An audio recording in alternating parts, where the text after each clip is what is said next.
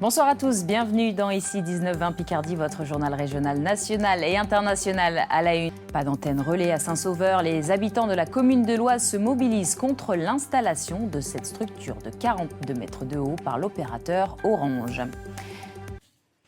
C'est une mobilisation qui a payé mais qui n'a pas résolu tous les problèmes. À Saint-Sauveur, dans l'Oise, les habitants étaient contre l'installation par Orange d'une antenne relais. Mais si la commune a dit non, le besoin technique demeure. La couverture mobile reste un impératif.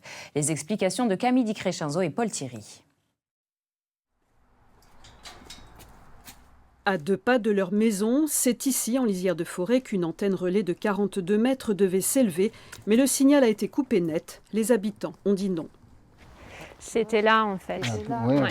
Ils ont enlevé les piquets rose fluo, là. 42 mètres, ça fait quand même une sacrée hauteur. Hein. Sachant que les chaînes, à peu près, à maturité, ça fait 20-25 mètres. Donc, ça va dépasser de très haut. Hein. Ouais. Puis je pense que c'est trop près.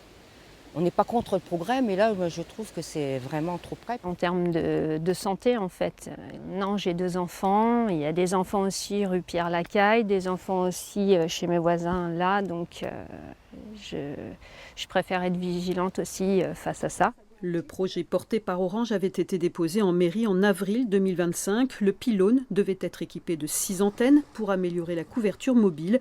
Ce site en bordure d'une zone protégée réunissait tous les critères.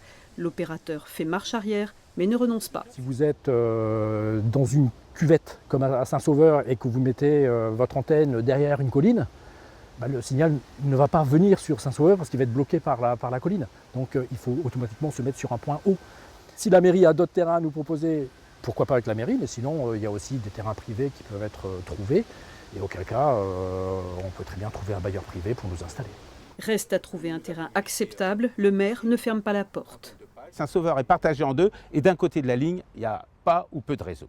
On a une bonne partie d'habitants qui ne se sont pas prononcés officiellement, mais qui ont pu me dire vivement qu'on ait donc cette antenne. Ça nous permettra d'avoir effectivement un téléphone qui soit opérationnel parce que le réseau adéquat est là.